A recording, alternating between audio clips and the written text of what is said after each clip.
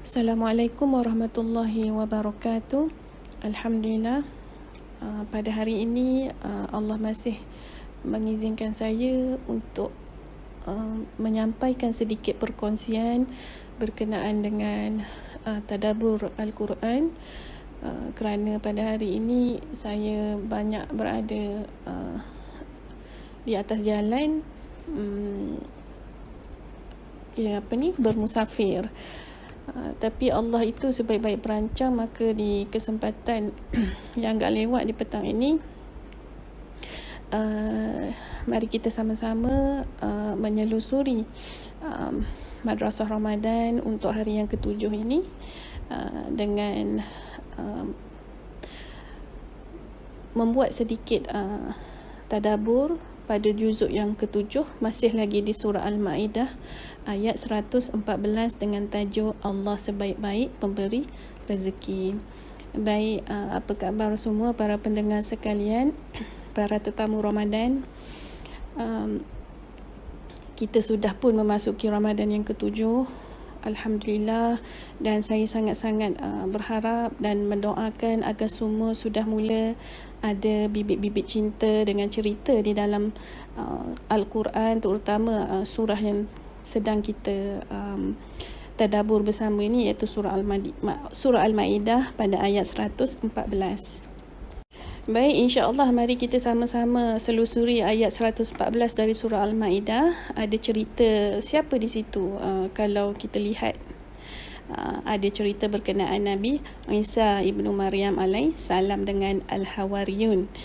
Siapakah Hawariyun ini? Ya, mereka ini adalah kawan-kawan, kita kata BFF, iaitulah 12 orang murid-murid terbaik Nabi Isa. Diorang ni adalah para pendukung perjuangan Nabi Isa alaihissalam. Pada hari terakhir Nabi Isa di atas muka bumi ini, Romawi dalam perjalanan mahu membunuh baginda. Lalu Hawariyun hadir bertemu tok guru mereka, dan mereka telah berkata kepada Nabi Isa dengan dialog seperti ini, "Wahai Isa ibnu Maryam, kami dapat merasakan bahawa engkau akan hilang daripada kami ataupun kami hilang daripada engkau. Maka sebelum takdir perpisahan yang menyakitkan ini atau pembunuhan yang menyakitkan menimpa kita semua, kami risau ketika kami mati nanti. Kami risau iman kami tidak kuat. Jadi sekarang ketika sihat, ketika iman kami masih lagi kuat, tetapi kalau sudah di tiang salib, kami takut iman kami tidak kuat, maka kuatkanlah iman kami dengan engkau menunjukkan kami satu lagi mukjizat, iaitulah makanan turun daripada langit." Lalu Nabi Isa ibnu Maryam berkata, "Ittaqullah, kamu sepatutnya tidak mengemukakan permohonan sebegini. Kamu adalah murid-murid terbaik saya. Adakah tidak cukup mukjizat selama ini saya pertontonkan kepada kamu, daripada burung tanah liat menjadi burung yang hidup terbang kembali, daripada penyakit sopak dan buta kembali dapat melihat, dan daripada orang yang telah mati hidup kembali. Adakah itu tidak cukup? Ittaqullah ya Hawariyun." Begitulah sedikit orang kata perbualan di antara Nabi Isa alaihissalam dengan Hawariyun, ya. Namun akhirnya guru yang bijaksana ini menunaikan juga permintaan daripada murid-muridnya agar Allah menambahkan iman mereka. Tetapi ayat yang mahu kita bicarakan ini sebenarnya menunjukkan jeniusnya seorang guru, dan saya hendak para pendengar sekalian memberi perhatian bahawa ia ada mengena dengan kehidupan kita semua pada hari ini, insya-Allah. Jadi sebenarnya di mana kita dapat melihat Nabi Isa telah berdoa dengan doa yang istimewa yang menunjukkan tujuan makanan turun daripada langit bukan hanya untuk menambahkan iman Hawariyun. Seorang guru yang bijaksana, dia tidak akan menunaikan satu sahaja orang kata expectation daripada pelajarnya. Seorang guru tu dia akan memberikan suatu tambahan yang tidak disangka dan dijangka oleh para pelajar dia, kerana guru ini adalah seorang yang pengasih, dia seorang orang yang berhikmah. Bagi dia, kalau beri satu sahaja hikmah, maka satu sahajalah menjadi bekalan dia kepada para pelajar dia kan. Tapi kalau dia tambah satu lagi hikmah, dia macam orang kata apa, 2 in 1 lah, begitu. Jadi Nabi Isa mahu bukan sahaja Hawariyun yang mendapat manfaat. Kalau Hawariyun ni yang dilatih sendiri oleh Nabi Isa, boleh ada keraguan, ketakutan kepada iman mereka, agaknya bagaimana orang awam Bani Israel tersebut.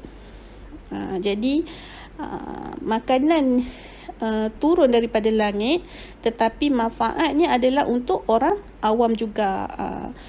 Tapi bukanlah makanan itu turun dari langit itu dihadapkan kepada masyarakat Bani Israel. Maksudnya bukanlah Bani Israel, orang awam tu, dia melihat sendiri makanan tu turun dari langit. Makanan tu ia tetap akan turun kepada Hawariyun di rumah Nabi Isa. Kebetulan waktu yang mereka datang berjumpa dengan Nabi Isa tu, mereka dikatakan dalam keadaan desperate lah nak buka puasa. Hawariyun ni dia sangat, orang kata apa, sentiasa berpuasa dalam keadaan lapar dan dahaga. Hidup mereka memang zuhud. Jadi Nabi Isa pun berdoa kepada Allah Subhanahu wa Ta'ala.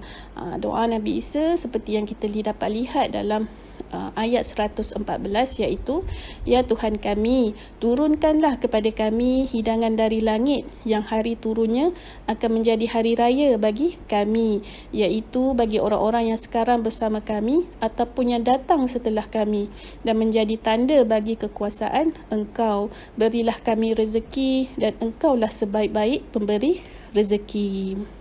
Jadi bagi Nabi Isa sendiri, ia bukan hanya turunnya makanan daripada langit ini bukan hanya untuk menetapkan iman Hawariyun, tetapi agar ia menjadi kutubah hari raya kepada setiap generasi dari cucu cicit kaum Hawariyun ini.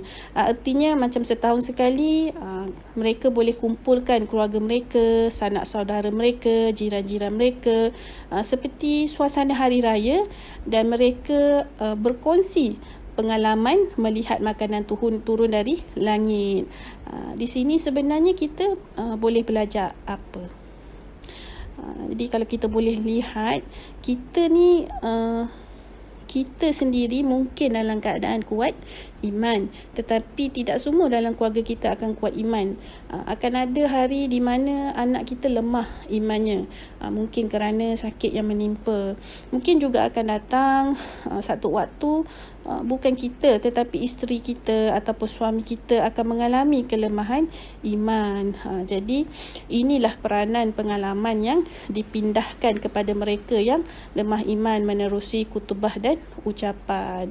Maksudnya Nabi Isa ni seperti seolah berkata kepada Hawariyun, wahai Hawariyun, kongsilah pengalaman kamu, lihat makanan daripada langit, setahun sekali kamu ceritakan kepada anak cucu cicit kamu yang barangkali pada masa tersebut mengalami kelemahan iman. Menerusi pengalaman kamu, mungkin orang sakit dia akan dapat, orang kata apa, mendapat sesuatu daripada perkongsian tersebut. Jadi kalau kita lihat keadaan, mungkin kita akan pernah melihat ahli keluarga kita ataupun sesiapa saja dikelilingi kita mengalami kesakitan, ya. Orang yang ditimpa sakit ni dia bukan hanya memerlukan motivasi, dia sebenarnya dia perlukan di dalam motivasi tersebut terkandung kisah pengalaman orang yang memberi motivasi tersebut ketika dia sakit. Pengalaman itu sebenarnya yang mahal, betul tak?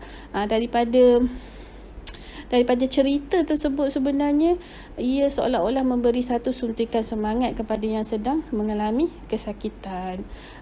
Jadi kalau saya sendiri pun kalau ditakdirkan ditimpa sakit dalam tubuh atau mental saya memerlukan juga cerita atau pengalaman daripada orang keliling saya yang sudi untuk bercerita, berkongsi pengalaman mereka kan, dan jadikan ianya satu suntikan semangat juga buat saya. Baik, sebenarnya saya pernah mengalami fasa sakit yang agak lama, iaitu dalam 10 hingga 11 tahun. Jadi saya sangat memahami bagaimana orang yang mengalami sakit dalam jangka masa panjang dan apa yang mereka lalui luar dan dalam. Dan saya juga tidak malu untuk mengatakan yang saya pernah mengalami anxiety dan panic attack akibat sakit terlalu lama. Kerana kita kebanyakan masa kita habis di dalam bilik, di atas katil. Kita tidak boleh membuat banyak pergerakan. Kita tidak boleh membantu suami kita menguruskan anak-anak. Kita ada sedikit kekangan daripada segi kudrat untuk membantu pasangan kita untuk menguruskan keluarga. Jadi bagi saya sebenarnya pentingnya untuk kita berkongsi pengalaman kita, apa yang kita telah lalui dan apa yang telah kita buat bagi orang kata menghadapi ujian ataupun musibah yang Allah telah tetapkan dalam kehidupan kita itu, agar ianya kita tidak mengalami penurunan iman yang agak teruk di situ. Bagi saya sebenarnya apa yang penting adalah support daripada keliling memang sangat penting, dan yang paling utama adalah kita kena faham kenapa ujian itu diturunkan kepada kita. Jadi jika kita tidak memahami konteks ujian, maka kita akan mudah untuk memandang ujian itu ataupun musibah itu secara negatif. Seolah-olah kita tidak dapat menerima keadaan diri kita pada waktu tersebut. Pentingnya di sini adalah ilmu. Kita kena bergerak menghadapi ujian itu bersama dengan orang yang ataupun siapa yang memberikan ujian tersebut kepada kita. Allah, betul tak? Jadi kita kena bergerak bersama-sama dengan Allah dalam menghadapi ujian tersebut. Kena fahami definisi ujian di sisi Allah, dan daripada situ baru kita boleh orang kata apa, memahami, dan kita boleh orang kata muhasabah diri. Kenapa ujian diturunkan kepada kita? Sebab kita dimomokkan dengan orang-orang keliling ada mengatakan yang kita diuji disebabkan dosa-dosa kita diuji disebabkan kifarah.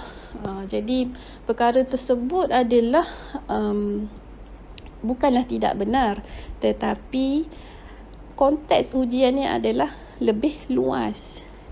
Di sebalik ujian, walaupun Allah hendak mengatakan ujian itu adalah disebabkan dosa-dosa kita, ataupun ujian itu adalah sebagai kifarah kepada kita, namun di sebalik semua itu terkandung rahmat Allah di sebaliknya jika kita faham dan jika kita bertindak atau bereaksi dengan betul apabila diberi ujian. Rahmat Allah sentiasa ada walaupun di dalam keadaan takdir baik atau buruk. Kita menjangkakan rahmat Allah tu di dalam keadaan kita menerima nikmat sahaja. Namun sebenarnya rahmat Allah ada 1000 rahmat terkandung ketika kita menghadapi musibah. Jadi kalau penguat sebenarnya di dalam menghadapi ujian musibah seperti kesakitan ataupun sampai sehingga ada mental disorder seperti anxiety ataupun depression ataupun apa sahaja, sebenarnya kita kena memahami kenapa seseorang itu tidak dapat menerima ujian tersebut. Yang pertamanya adalah kerana tidak ada ilmu, tidak faham kenapa ujian diberikan kepada mereka.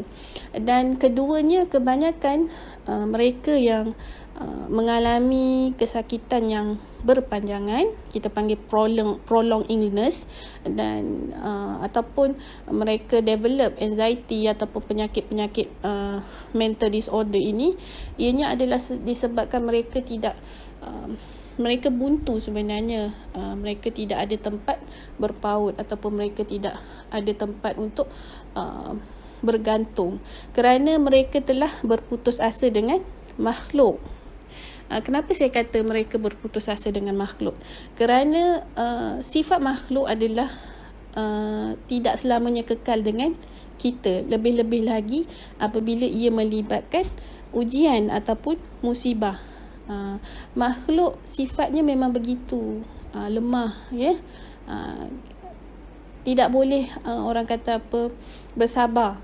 Tidak sabar dalam hendak support seseorang yang sakit tu, ataupun dalam memberi kata-kata semangat. Mungkin sehari, 2, sebulan, 2-3 bulan mungkin mereka boleh berada di sisi kita, tetapi tidak dalam jangka masa lama. Sangat-sangat jarang untuk kita jumpa, ya. Ada kebanyakannya adalah mereka akan mula merasakan kita ni tidak kuat semangat, kita ni orang kata terlalu bergantung.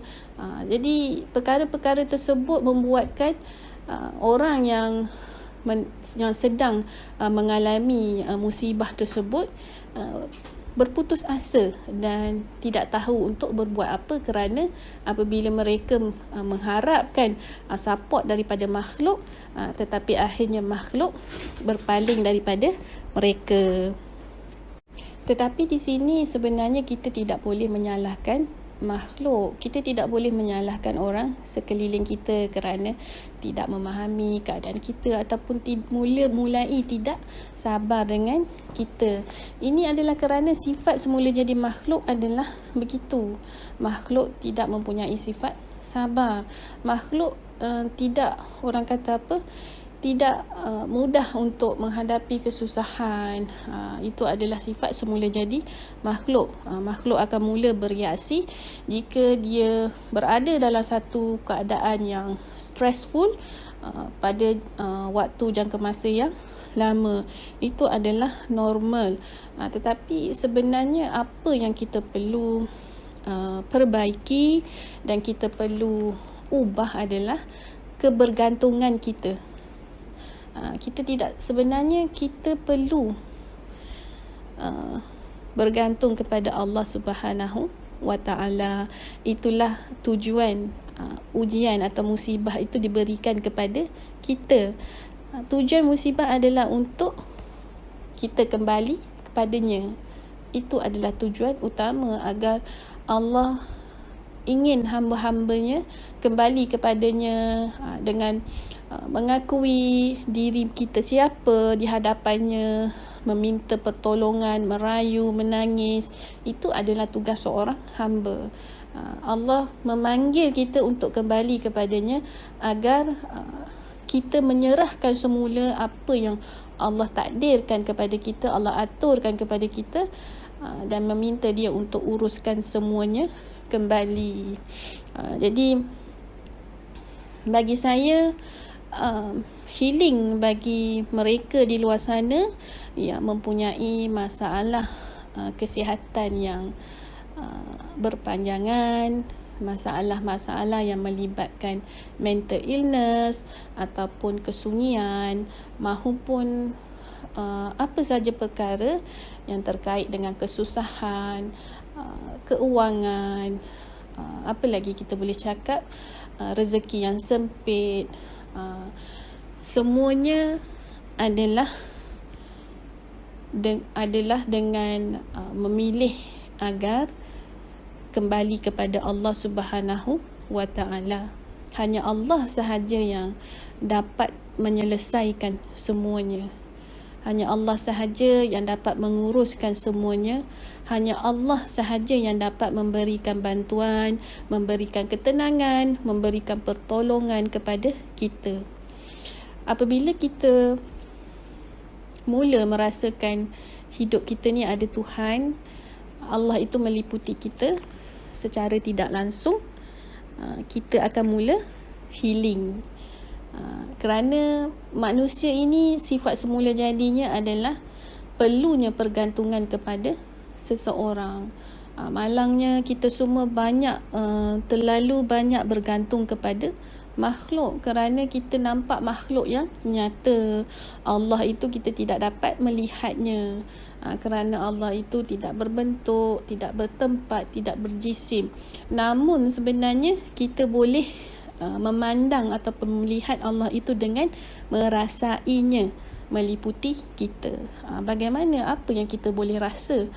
Kita boleh merasai Allah itu meliputi kita dengan af'al dia, perbuatan dia, dengan asma'nya, nama-namanya, dengan sifatnya, dan kita nampak keesaannya dalam mengatur dan menguruskan kehidupan semua hamba-hambanya termasuk kita. Jadi bagi saya itu adalah healing yang terbaik buat diri saya. Masya Allah, Alhamdulillah, Allah izinkan saya untuk bertemu ataupun orang kata berkenalan dengan Allah sendiri, dan akhirnya saya menyedari diri saya siapa, dan pelbagai perkara saya perlu perbetulkan, dan akhirnya walaupun masih lagi ada turun dan naik iman itu, namun ianya tidaklah seteruk dahulu. Walaupun daripada sisi manusiawi saya, kadang-kadang ada perkara yang trigger saya menangis ataupun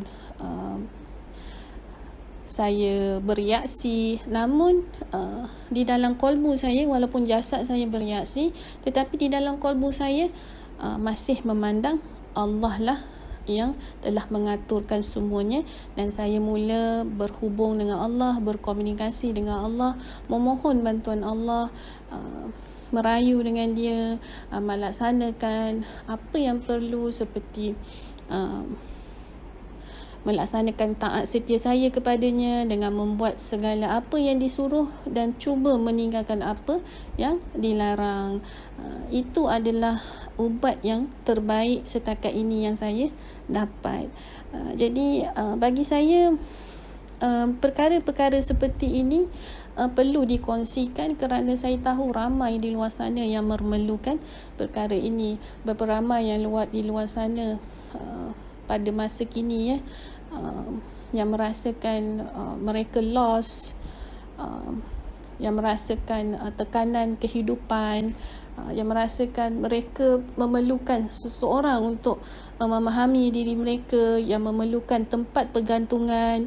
Jadi seperti Nabi Isa sendiri, saya juga merasakan perlunya berkongsi sedikit pengalaman yang saya ada, agar kita sama-sama dapat kembali kepada fitrah, iaitu kembali kepada Tuhan kita, dan merasai Allah yang Esa itu sentiasa mengatur dan menguruskan kehidupan kita. Tidak pernah sekali pun Allah meninggalkan kita, cuma kita sahaja yang tidak menyedari Allah itu sentiasa bersama kita, kerana hijab kita terlindung, masih tebal hijab kita dengan Allah. Disebabkan oleh apa? Kolbu kita bermasalah. Jadi perkara yang pertama, apabila kita hendak kembali kepada Allah, perlulah melakukan penyucian kolbu, iaitu bertaubat.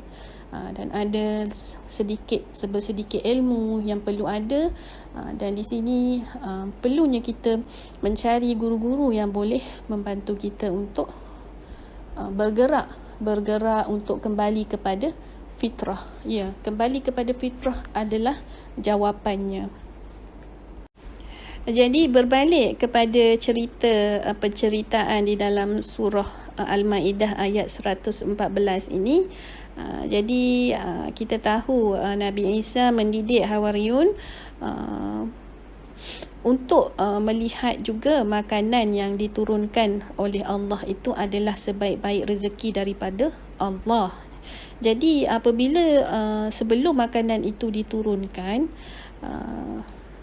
mereka tidak tahu makanan apa yang Allah akan turunkan pada malam itu. Jadi Al-Maidah ini ertinya ada pelbagai menu. Jadi kita sendiri pun tidak tahu apakah makanan itu. Tetapi yang pasti ia adalah makanan yang menunjukkan Allah lah sebaik-baik pemberi rezeki. Jadi adakah Hawariyun tahu apakah makanan yang akan turun? Adakah ia salwa? Jauh sekali. Adakah ada ikan, ada ayam, tapi yang dikatakan para ulama, makanan ini didatangkan dari tempat yang amat jauh. Wallahu alam, adakah daripada syurga menerusi laluan khusus yang Allah datangkan, kita pun tidak tahu. Jadi sebenarnya apa pelajaran untuk kita boleh sama-sama mengambil ibrah daripada ayat ini?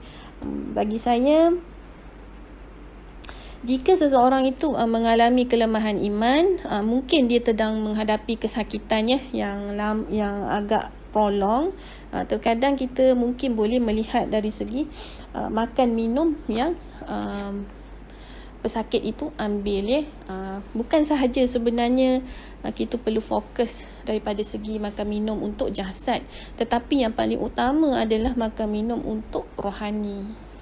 Jadi untuk kita kuat menghadapi ujian yang Allah telah tetapkan ketika kita berada di muka bumi ini, pentingnya sebenarnya kita memberi makanan yang betul kepada jasad dan rohani kita, iaitu ruh kita.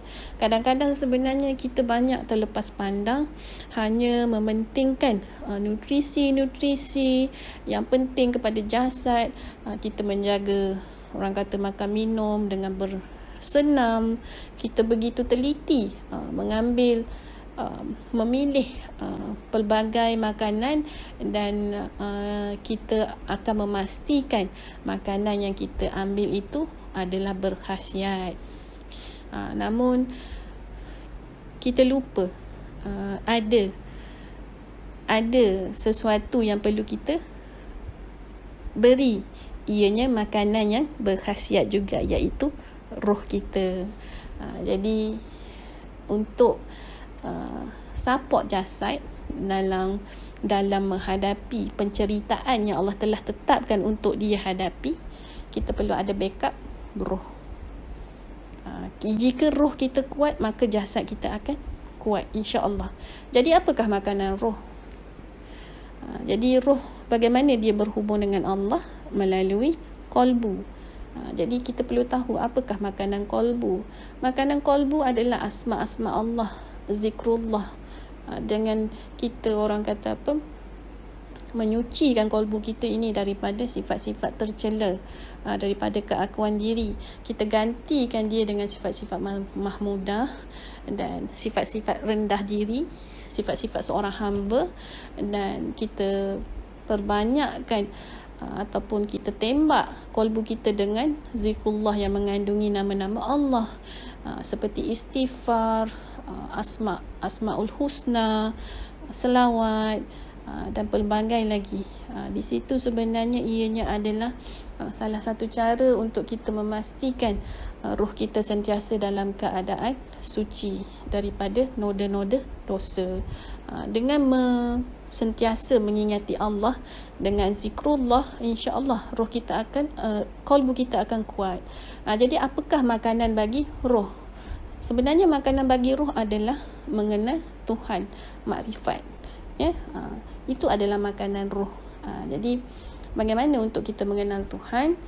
Jadi apabila kita tahu kita ini seorang hamba, dan kita apabila kita menghadapi sebarang kejadian-kejadian yang Allah telah tetapkan untuk kita tempuh, di situ perlunya komunikasi roh dengan Allah, di mana kita membuat penafian dan isbat di dalam qalbu kita, di mana kita boleh mengatakan seperti yang saya telah katakan sebelum ini, kita boleh mengatakan apabila kita mendapat sesuatu nikmat, kita syukuri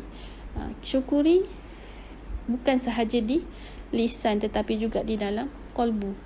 Perlu kita mengatakan semuanya adalah kehendak rahmat Allah. Tanpa kudrah dan iradah Allah, saya tidak mampu untuk lakukan perkara ini. Jadi kita mengucapkan alhamdulillah, masya-Allah, la quwata illa billah. Di situ kita mengakui yang kita ni, mengakui yang Allah itu yang berkehendak atas kudrah dan iradahnya, semuanya berlaku atas kudrah dan iradahnya, dan kita menafikan ianya daripada kita. Kita kata kita ni hanya hamba dia sahaja, hamba dia yang lemah, tak ada upaya kita ni, semuanya milik dia, semuanya kurniaan daripada dia. Mana mungkin semuanya ni aku boleh buat semua ni, ya Allah. Sifat aku tiada kudrat, aku lemah, ya Allah, aku jahil. Jadi perkara tersebut perlu sentiasa berlaku. Di situ kita mengingati Allah dalam setiap gerak-geri kita sebenarnya. Kita perlu praktis perkara tersebut. Jadi daripada situ Allah akan buka, Allah akan tajalikan dirinya dengan memberikan rasa kepada kita. Sebelum ni kita tidak tahu bagaimana kasih sayang Allah tu meliputi kita. Namun apabila kita sentiasa menembak hati kita dengan zikrullah, kita membuatkan taat setia dengan dia, kita istiqamah dalam melakukan kebaikan, dalam melakukan ibadah, amal soleh, dan kemudian kita selalu memandang Allah, berkomunikasi, berhubung dengan Allah, maka insya-Allah Allah akan buka, Allah akan tajalikan dirinya dengan memberi rasa. Kita boleh memandang, tiba-tiba kita boleh merasakan yang Allah, selama ni banyak nikmat Engkau beri, ya Allah.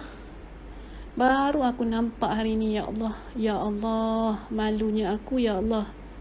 Terlalu banyak nikmat yang Kau beri kepada aku, ya Allah, tetapi diri aku ni asyik komplain saja. Sebelum ni, ya Allah, malu. Maka menitiklah air mata kita pada waktu tersebut. Kadang-kadang Allah akan orang kata apa, berikan satu rasa yang kita akan teringat kepada dosa-dosa kita yang telah lalu. Pada waktu itu kita merasakan, ya Allah, berdosanya aku, ya Allah, apa yang telah aku buat ni, ya Allah, dahulu. Teruknya aku, ya Allah, jahilnya aku. Lalu menangislah kita, memohon ampun dan maaf. Itu semua adalah pentajalian daripada Allah. Allah mengenalkan dirinya dengan menunjukkan sifat Rahman dia, menunjukkan kita ni siapa, dosa-dosa kita, dan kadang-kadang kita boleh nampak ataupun merasai ianya adalah perjalanan berkenaan rasa. Allah akan memberikan rasa kepada kita, dan kita akan nampak yang kebesaran Allah itu dalam mengaturkan hidup kita, kebijaksanaan dia dalam mengaturkan kita, satu demi satu Allah boleh buka. Jadi inilah prosesnya, dan apabila kita semakin mengenal Tuhan kita, maka kita akan berjalan di dalam keadaan menghadapi musibah itu. Musibah tetap berlaku. Bukanlah apabila kita ni mengenal Allah, musibah akan berhenti. Tidak.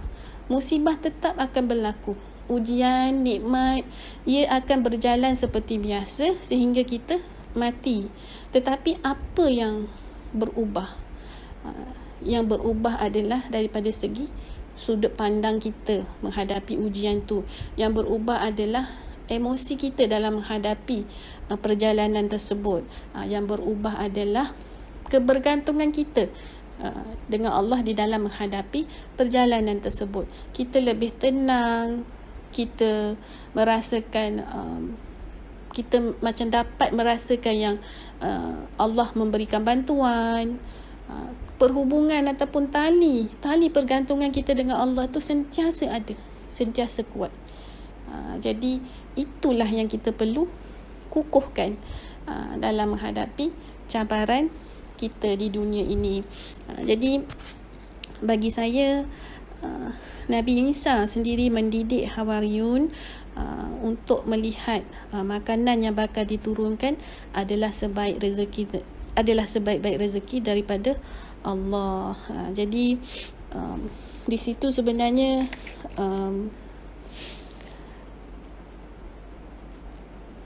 makanan dan minuman sama ada ianya untuk jasad ataupun untuk rohani kita, ianya adalah sangat penting untuk diri kita, fikiran kita, kewarasan kita. Ia adalah faktor yang boleh membuatkan kita bangkit semula daripada musibah yang kita hadapi. Itulah perkara yang saya dapat kongsikan daripada ayat 114 ini, di mana bagi saya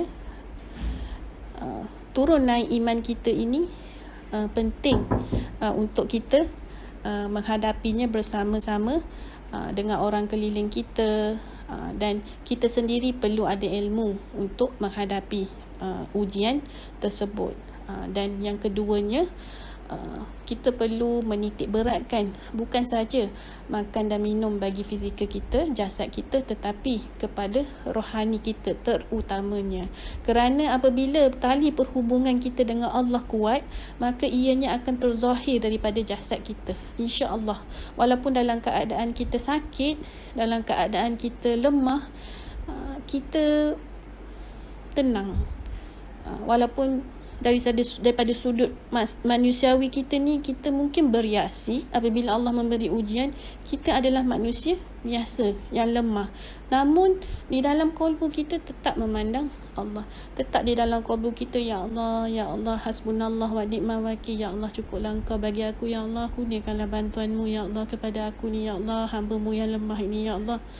Begitulah kita, tidak boleh putus dengan Allah, sentiasa dengan Allah, selamanya dengan Allah. Hanya Allah sahaja yang boleh menyelamatkan kita. Hanya Allah sahaja yang kekal di sisi kita dalam baik dan buruk kita. Hanya Allah sahaja yang ada dengan kita. Itulah Allah yang saya kenali, dan ianya juga sama dengan setiap hamba-hambanya yang lain. Jadi mungkin pada Ramadan kali ini, marilah kita sama-sama mencuba untuk, orang kata, mengupgradekan diri kita dengan menambahkan ilmu, mencari ilmu yang perlu untuk kita bersihkan kalbu kita, dan seterusnya. Apabila kalbu kita bersih, kita boleh berhubung dengan Allah. Kita akan praktis, kita akan perjuangkan untuk berhubung, untuk memandang Allah itu sentiasa, dan ia adalah suatu proses. Ia bukan boleh jadi dalam suatu malam, tidak. Sebenarnya ia adalah proses seumur hidup kita dengan Allah ini. Daripada Allah kita datang, dan daripada Allah juga kita akan kembali. Dan ketika Allah memberi ujian, memberi nikmat, dan kita juga perlu kembali kepada Allah seperti mana kita datang. Inna lillahi wa inna ilaihi rajiun itu adalah bukan sahaja untuk dikatakan kepada kita apabila kita meninggal, tetapi praktikkan di dalam kehidupan seharian kita. Kena ingat yang kita ini datang daripada Allah. Kita ini daripada Allah, milik Allah. Dan seharusnya apa sahaja yang Allah tetapkan dalam keadaan kita, kehidupan kita di dunia ini, kita perlu kembali kepada Allah. Hanya Allah sahaja yang boleh membantu dan menyelamatkan kita, bukan makhluk. Makhluk tiada apa-apa, makhluk sama seperti kita lemah. Jadi semoga Ramadan kali ini kita dapat mengambil mukjizat daripada ayat 114, dan kita muhasabah sama-sama, dan kita terapkan perkara tersebut, dan kita boleh mula, orang kata apa, berfikir ataupun memulakan langkah ataupun step apa yang perlu kita buat selepas ini, insya-Allah. Jadi barakallahu fikum. Saya sudahi perkongsian saya ini dengan tasbih kifarah dan surah Wal As. Assalamualaikum warahmatullahi wabarakatuh.